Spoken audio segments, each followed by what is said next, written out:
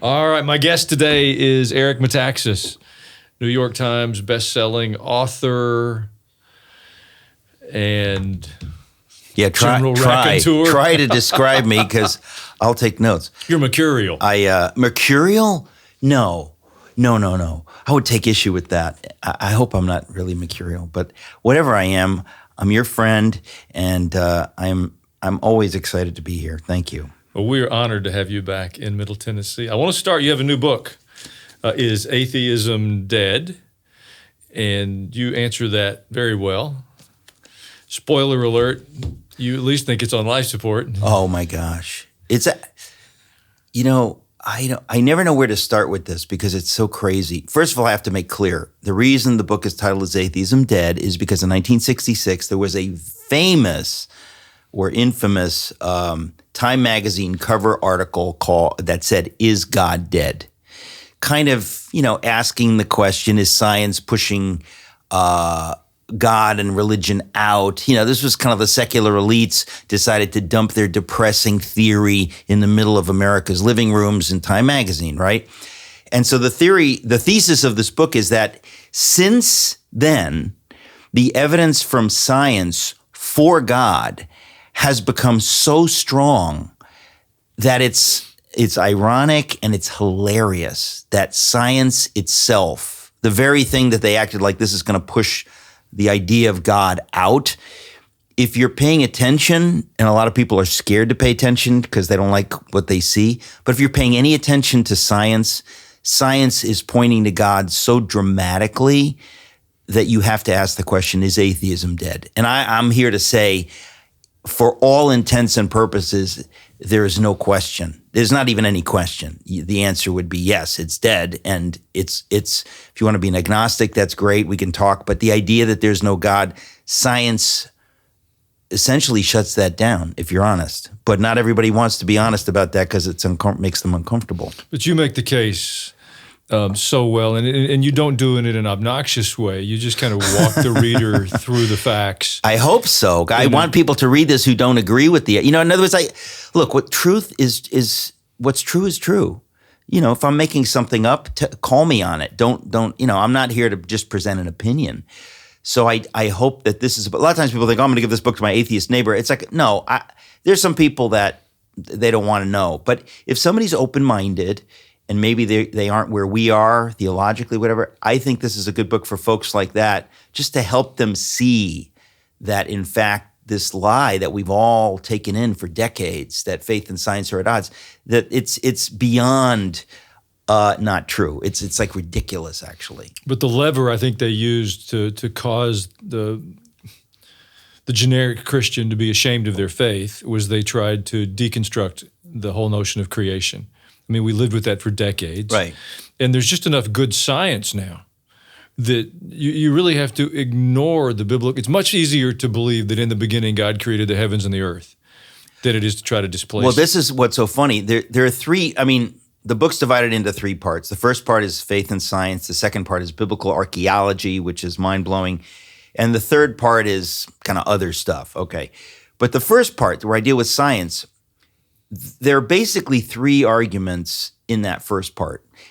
And one of them has to do with what's called the fine-tuned universe. The other one has to do with the idea of how did life begin in the first place? If a scientist says to you, life came on Earth in single-cell form 4 billion years ago, you go be like, great. How did that happen? That's a whole story, which is, I always find this stuff hilarious because the more you know, the more funny it is how clear the evidence for God is. Like, there's no other thesis that makes any sense. But the third thing, which I actually start the book with, is the argument of the Big Bang. We forget because today scientists and everybody, they kind of act like, well, that's no big deal. We all believe in the Big Bang.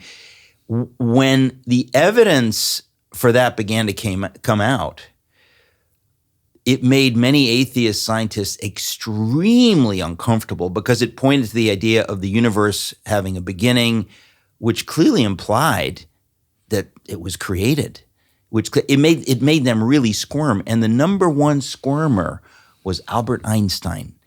And you think, here's a guy who you just assume would be self-confident and he wouldn't worry about whatever the facts are, they are.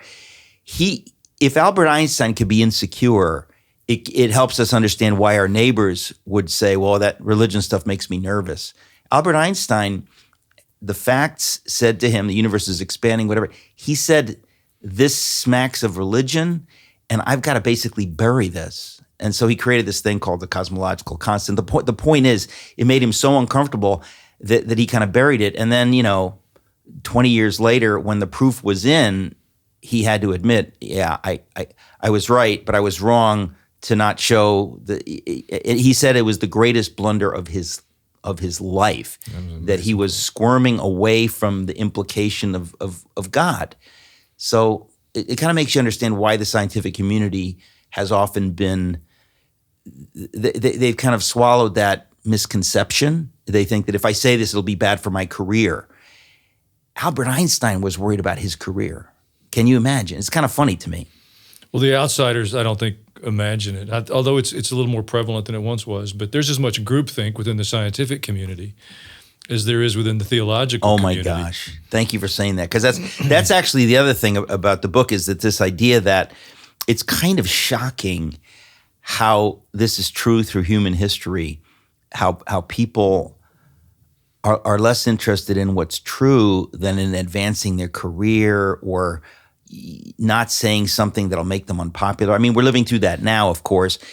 And you start realizing that in every generation, it costs something to speak the truth, because there are people who either don't want to hear it or will make you pay.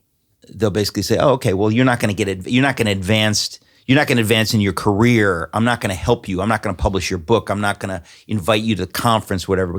So it's fascinating that in every season, there's a price to be paid to speak truth. There is. I'm going to deviate for just a minute. Big surprise. There's a sense right now, I think, that the things we're watching are unprecedented, and maybe in scope and the speed with which they're unfolding. You know why that is, right? Because they are unprecedented. No, because there's no doubt that what we're going through now in the United States, whatever, in the West, it is totally unprecedented. It's insane. And unless you're a person of a certain age, you maybe wouldn't realize that, but if you're past 50, as we are, you look at it and you just think, I never dreamt that the normal world that I lived in could ever get here this quick. So yeah, we're living in a moment that is forcing people to think, what do I believe? Am I willing to say it? It's not the first time the scientists have buried the lead. Anthony Fauci, I, at least in private discussions, I'll refer to him as the Prince of Darkness. No, because he behaves more like somebody that is overseeing an empire or a realm of authority than a doctor. Yeah. Because we look for the medical or the scientific community to follow observation. Right. He deviated from that, and so he oversees his realm of authority. Look, what he has done, Alan, he has destroyed. We're living in a time right now where your average person, they're paying attention to what's going on, they're watching, they're listening, and they are seeing that the people that they might have trusted a couple of years ago, they don't trust anybody, because these people have not played it straight. And it's kind of like the boy who cried wolf. It's like, if you lie enough or you shade the truth enough, at some point, no one will listen to you. And when it comes to the government, when it comes to the medical establishment, and on and on and on and on, I think your average person has just said, you know what? I now know that I have to look for truth via other people, voices, platforms. I'm not going to be spoon-fed anymore, because my life is at stake, my kids' lives are at stake. I just can't believe these people. But what I find funny personally is that how these people have completely undermined themselves. I mean, if a scientist says X, you're going to go, okay, maybe it's true, maybe it's not true. I no longer will buy it. If a medical professional, whatever, I'm gonna consider the source. I think years ago we didn't do that so much. If Walter Cronkite said something or the President of the United States said something, but they have really so dramatically undermined themselves that we're in a new day. I think actually it's a good thing, but it's difficult. Well, I think you're right. I mean, the most trusted institutions, even a decade ago, the intelligence agencies, the FBI, their brand was pretty good. Exactly. That's But exactly, you said it exactly right. It doesn't feel that way No anymore. way. No way. No way. And even the judiciary feels like they've been politicized as much as. Well, see, that's the whole thing. It's like we used to live in a country where you felt like on balance, I can trust these folks. And you know what it is? It's kind of simple. We the people, we are the government. And so it's on us. We took our eyes off the ball and we allowed this creep to creep along and creep along. And suddenly you realize, holy smokes, we are way out over our skis. We're in big trouble. But we still have time theoretically to correct because we see it, because people are waking up. And that's a good thing. But if people don't do something about it, if people are unwilling to speak the truth, unwilling to risk whatever it is, your job, whatever you need to do right now, it's between you and God. But if you're not willing to do that, you're part of the problem. So we all have to kind of look ourselves in the mirror today. Am I willing to speak the truth? Am I willing to, and I'm not talking about being a loudmouthed idiot saying everything that pops into your head, but we have to think about our kids. We have to think about, we have to think about the future. Like we're living in one of those moments right now. So A pivot point. Yeah. But I think your image of a mirror is right, because my imagination, because of the form of government we have, that Washington, D.C. is just a large reflection of the hearts of Main Street. Yeah. And that's awkward and uncomfortable. Yeah. But it's been on our watch that has migrated and gained access to power because we were either indifferent or distracted or asleep. Yeah. And if there's going to be a change, it doesn't start there. It starts with us. Well, again, have we...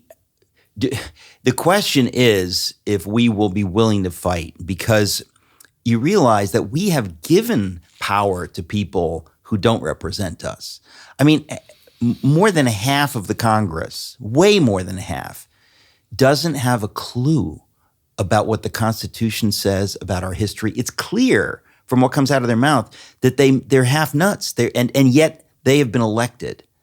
So we do have to look ourselves in the mirror. How did we let this happen? How did we let people, some of whom are evil, anti-American, but many of whom are just selfish, self-obsessed? In other words, they don't understand that they have been given a privileged charge to represent American people. They're kind of looking at their careers or their, how have we allowed people like that to represent us? So that's on us. So we got to throw the bums out, or we deserve to be led by people like that. I agree, but to me, we've got to step back. I'm a pastor, and I think what we can say about Washington, D.C., I can say about pulpits. How far we've deviated from biblical truth. No question. And orthodoxy. And we really haven't cared. We've been willing to sit in those places and bless them with our presence, our occasional attention. Right. And we haven't really been upset by it because we thought we could secure our lives with our own acumen or our own affluence or whatever. Yeah. And so I'm not surprised that the decay has reached all the way to the halls of power, because it's been encroaching on the halls of worship. And that's the salt and light. That's right. Well, listen, and that is the most horrifying thing there is, to think that look, we've always known this, but then you start realizing it's worse than you thought, that there are pastors who genuinely don't understand the gospel to the point where they think, well, I'm going to avoid politics. And you think, well, if you understand the gospel of Jesus Christ, you understand you cannot avoid politics. It doesn't mean you're supposed to be overtly political or you're supposed to look to be political. But the point is, like, if you're dealing with slave trade, you're dealing with what Bonhoeffer dealt with, politics comes to you. If you care about what's going on with the unborn being murdered en masse with our tax dollars, if you don't care about that, if you pretend that your faith can avoid that, wow! Like, what Bible are you reading that you think that you can just be safe? But a lot of people, some of them good people, but the question is, are they waking up now, or are they doubling down and saying, "Oh, I don't want to get canceled. I don't want to lose my people." It's like, how about your credibility? How about your authority to speak? Integrity. But the elephant in the room, I mean, the line that comes so frequently is we shouldn't be political at church. And we're not advocating for candidates or even parties or ideologies. But to imagine that our faith does not intersect with current events is to ignore our Bible. Well, even the idea that people say, like, we're not supposed to be political, I've come to a place where when people say that, I'd go, you know what? That's one of those things that people say. It's become an empty cliche because who defines what's political? If there is a candidate who is in one party, who is advocating for all kinds of wicked things, the idea that I can't say that, you think, why can't I say that? Who says I can't? This is America. I can speak the truth. I don't have to be nasty. But if I love my fellow man and I don't speak about that, I don't warn them, how can I, so we've kind of internalized certain ideas in the church that we're supposed to avoid politics. And I think even that concept, it's a weird, confusing concept because truth is truth. Truth touches everything. The truth of Jesus touches everything, not just politics, but every part of our lives. It's like if somebody said, hey, we're not supposed to talk about sexual issues. And you'd be like, what do you mean? Why not? Like, no, I don't preach on that every time, but you're going to tell me like that's off limits? Why is that off limits? Because somebody's going to get offended?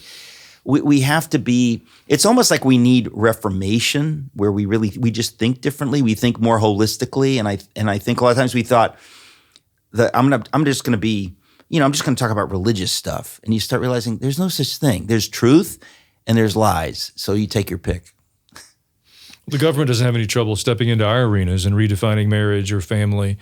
But our hero, John the Baptist, if I remember the story right, he ended up in trouble because he was talking about current events, but he lost his head over it. Can you imagine? We forget that he existed. We act as though, that was what or David slew Goliath. Like, is that before he became a Christian and realized he's supposed to like pray with Goliath? Or like, what Bible are we reading? When Moses spent a lot of time in the palace in a confrontational mode, on a God assignment, it wasn't separate. He didn't have a faith in over here at time of worship and then a separate conversation with Pharaoh. Right. And we're going to have to integrate our faith across our lives. And I talk to businessmen and they say, my pastor won't do that. And I've come to talk to them in a different way because in not all settings, but in most churches, pastors are employees. There's a board, there's a presbytery, there's some body that owns their rice bowl. And if the leaders in those places would have the courage to stand for the truth to be told, I think we would find, whether it's appropriate or not, you'd still find pastors with the courage to do it. Right. Because their overlords threaten them. Yeah. And we're going to have to reconcile that if the church is going to lead in the way that we need it to. My short advice is pick another church. If you're going to, life is too short and the issues at stake are just so huge that kind of game playing it's amazing to me. It's like corporate America. Corporate America, many churches have become like corporate America. They're thinking like lawyers. They're not thinking like men and women of God. And I think God's going to judge you for that. You have power. You need to exercise that power God's way. And so it's kind of, there's a sifting going on. You know that. And I think largely it's a good thing, but it is depressing and hard to see people who, claim to be Christians behaving in ways that are they seem more worried about their territory than about speaking truth. There's an earnestness to me about this season because I feel like you can pick your biblical metaphor. We're about to leave Egypt. They're about to beset the siege around Jerusalem. Yeah. And there's a group of people that are still somewhat asleep or trying to accommodate, people that have stood underneath the umbrella of faith. Yeah. And I feel like if we aren't awakened and we don't move, that opportunity is going to close. Oh, that's what I've said over and over because it reminds me of, unfortunately, reminds me of the story of my Bonhoeffer book. You have Bonhoeffer trying to warn the church, if you do not speak up now, tomorrow you won't be able to. Like, you better use your voice now. And so I say this wherever I go. If you have freedom now, which you do, you better use it now. If you have money, you better use it for God's purposes. I was going to say, now. for the sake of the kingdom, your freedom, for everything, your resources. For everything, because tomorrow you may be muzzled. Tomorrow you may be put in jail for speaking these truths. So you better fight now while you have a voice, while you have a, and I think there are a lot of people who are doing what a lot of German Christians did in Bonhoeffer's day. They're saying, you know what, not yet. I'm going to keep my powder dry. I'm not quite ready yet. And at some point you realize, whoops, my gun is gone. I have no powder. I have no voice. They have confiscated it. I am now enslaved, and I should have spoken up, but now it's too late. Many German Christians lived that. And I believe that the Lord gave us the story of Bonhoeffer as a warning to the American church today, that if we do not speak up and use what we have now, tomorrow we might not have it, whether our voice or anything. I agree. There's a topic I think you can speak to with some authority. Censorship, which goes under the label these days of misinformation. Yeah. If you don't agree with the approved party line, they're with reckless abandon, they shut us down. I grew up when the ACLU protected Nazis doing a march through Skokie, Illinois. And now the crickets are chirping in their offices. Exactly. A lot of people listening to us right now, they didn't get that reference. So let me explain. Okay, in the 1980s, this is just what you said, right? Pro-Nazi people in the 1980s wanted to march through a largely Jewish suburb near Chicago. And we know that that's abhorrent, it's sickening, it's despicable.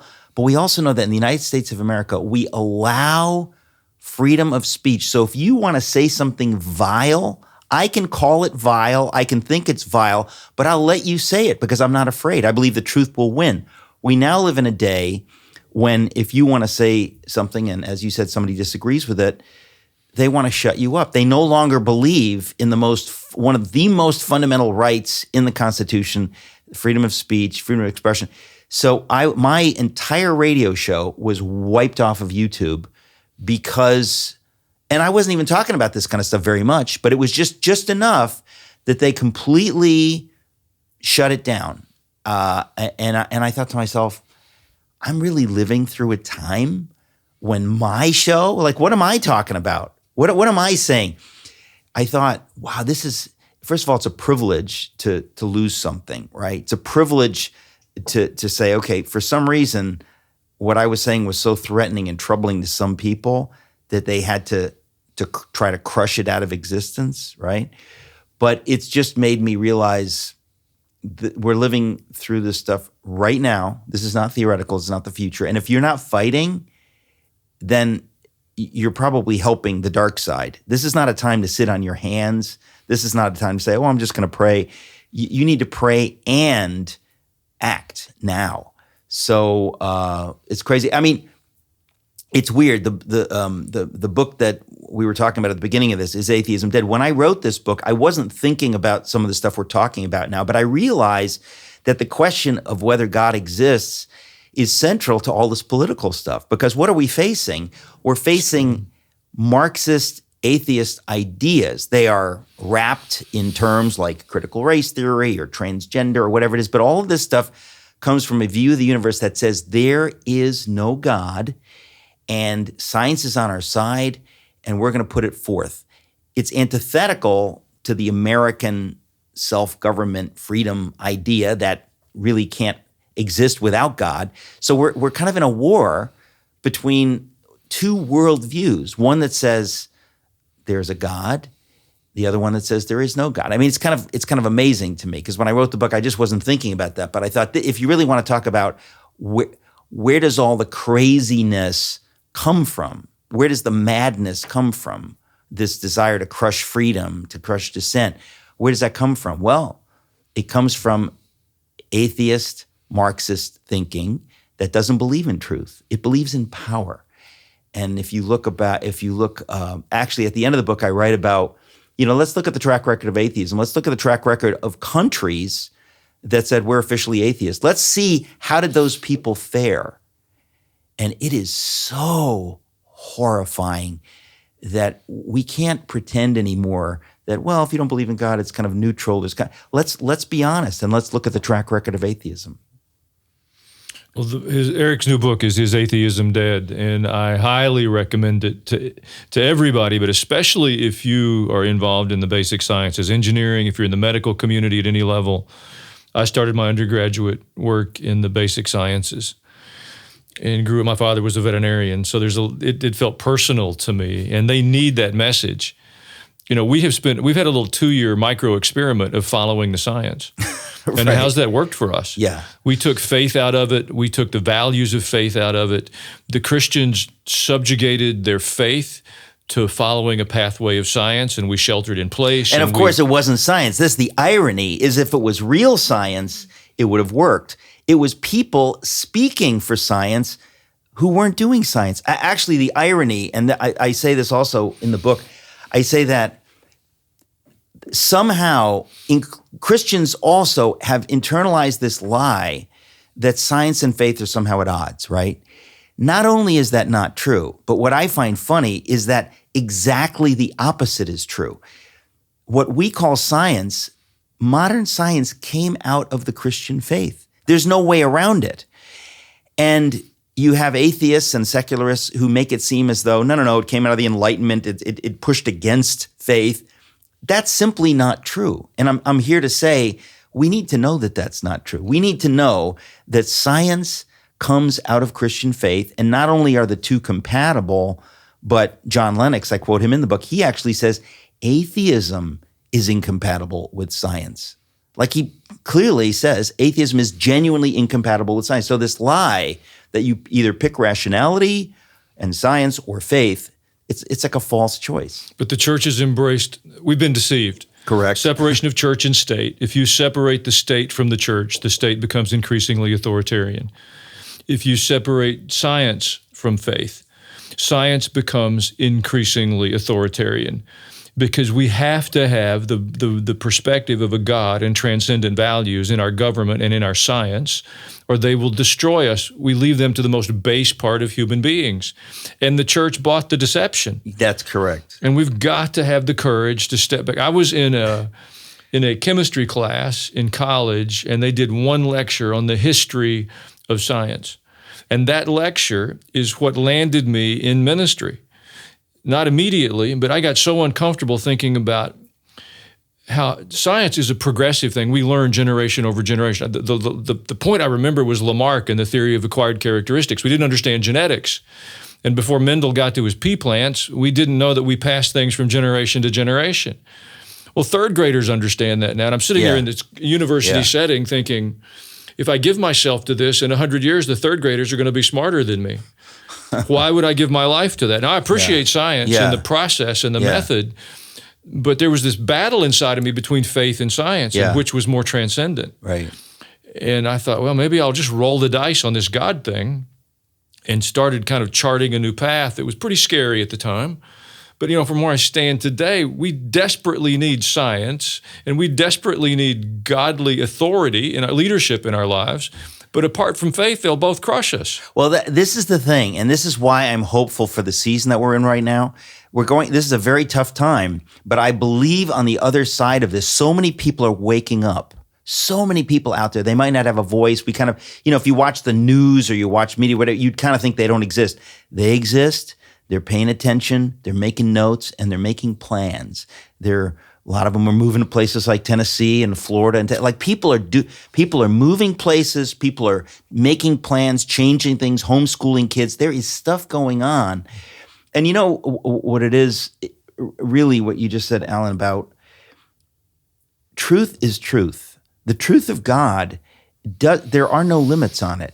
So science, government, everything either goes along with God's truth or it doesn't. Now, of course, you have to have official separation of church and state. You can't have the government saying, we demand that everyone goes to the congregational church down the street, or we demand this. We don't want a state church. So you don't have that. On the other hand, if government does not allow for faith and virtue, and if it doesn't even teach the history that you cannot have self-government without virtue. I spoke about that here a couple of years ago, but in my book, If You Can Keep It, Benjamin Franklin understood that if the American people don't have virtue, and most of that virtue comes because they're people of faith, there can never be self-government. You cannot have a free nation. So when he was asked, what have you given us, Dr. Franklin, in this constitutional convention, what are you giving us, a monarchy or a republic? Like, what did we get?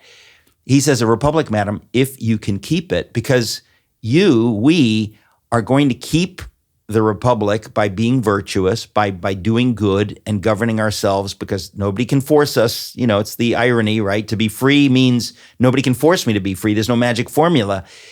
And so all of the founders understood that faith was at the heart of being able to be virtuous and self-governing. But they also understood that the government can't force people to be virtuous. And so, in other words, there's an irony, right? That the government can't force you Paradox. to be free. There's a paradox.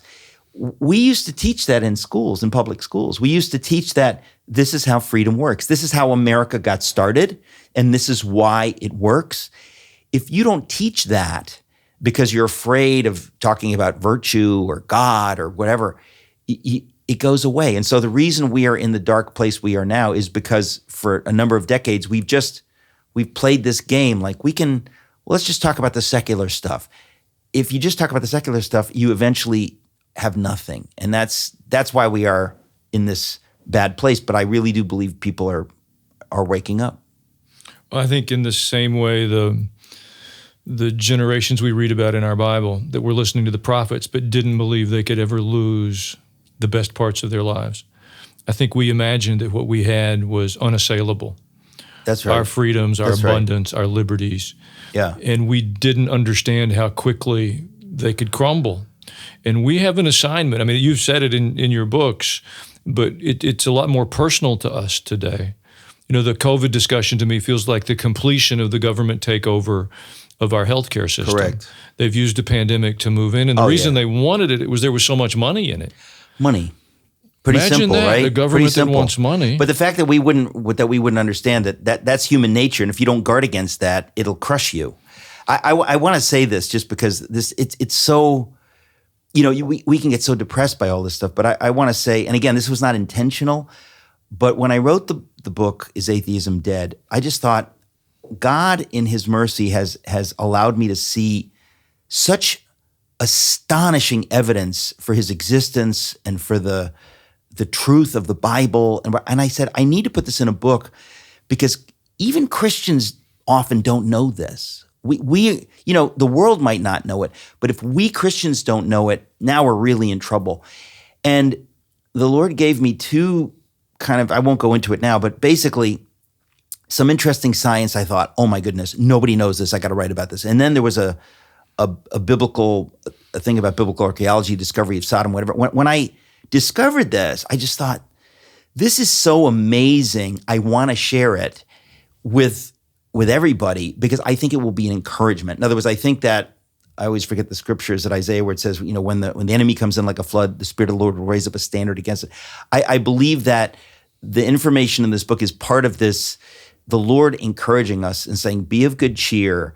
The archaeology, the science, the facts, they all point to me. It's not like, hey, who knows what's going to happen?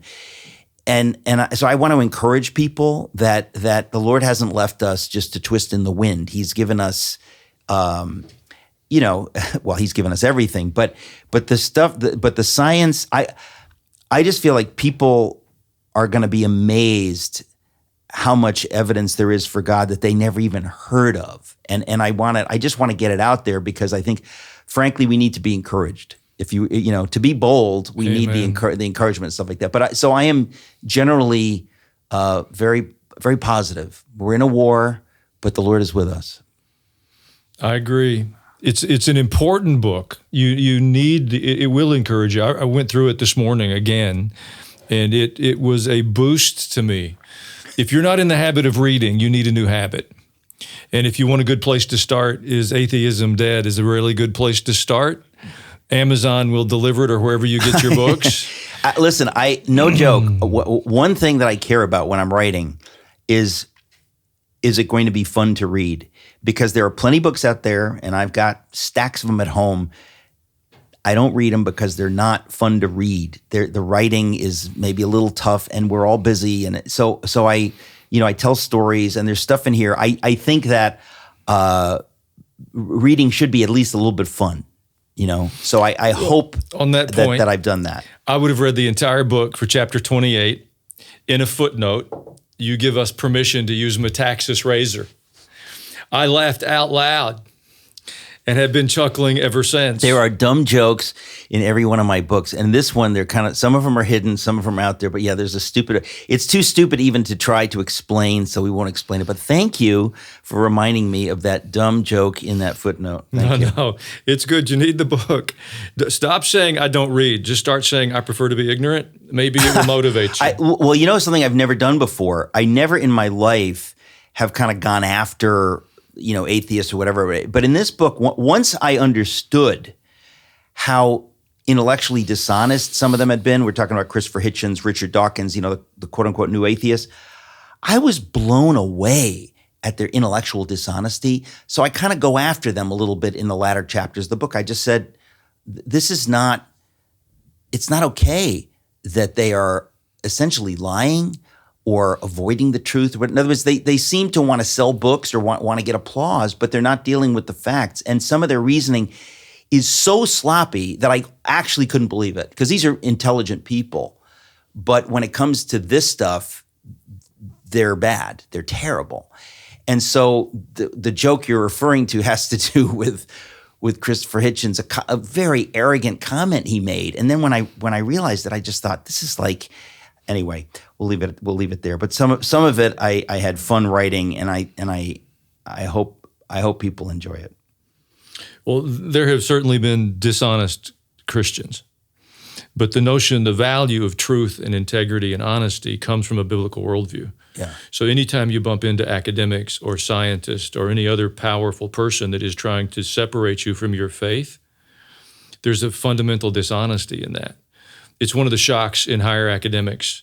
The most celebrated institutions are not intellectually honest. Well, actually, though, I'll tell you, just to be clear, we know that, or maybe I should say it, the reason I point out the intellectual dishonesty of Christopher Hitchens and Richard Dawkins is because there have been honest atheists who have really struggled honestly with the facts. And I mentioned three of them actually in particular.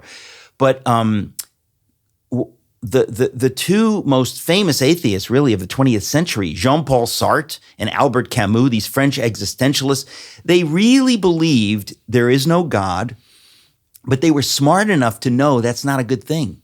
They were smart enough to know if there's no God, we're in trouble. How do we live? How can we even say that there's good or evil? They were honest philosophers, so they were trying to figure this out. And so I have respect for them. And I did not know this. And when I discovered it, I said, I got to put this in the book. People won't even believe it. It's so crazy. Both of those men who wrestled earnestly with the idea of whether there's a God, at the end of their lives, totally independent of each other, both of them came to faith. When I realized that, I just thought, how have I never heard this? Like, this is a big deal. These are two of the most famous atheists of the 20th century. Both of them came to faith, one in 1960, one in 1980. Nobody knows that. And I thought, I want to get that message out, that if you wrestle with these issues honestly, you're probably going to come out where they came out. But if you don't want to deal with it honestly, if you just want to play head games, you're just going to act like, hey, atheism is a great thing. I'm so glad there's no God. Then you haven't thought it through, and you probably shouldn't be talking about it. Absolutely. Well, my guest today is Eric Metaxas. He is a New York Times best-selling author. His current book is Atheism Dead. It is a wonderful read. It will give you hope in the midst of this season of goofiness. But Eric is faithful in speaking truth. He has radio shows, podcasts, and if you're not familiar with him, you need to be. He will help you. We're having to pay attention more than we used to, and I keep encouraging people to watch and to listen, to think, and then act. And Eric will help you respond and react to what's happening in our world. Thank you, sir, for your hard work and for your faithfulness. My privilege. Thank you for having me.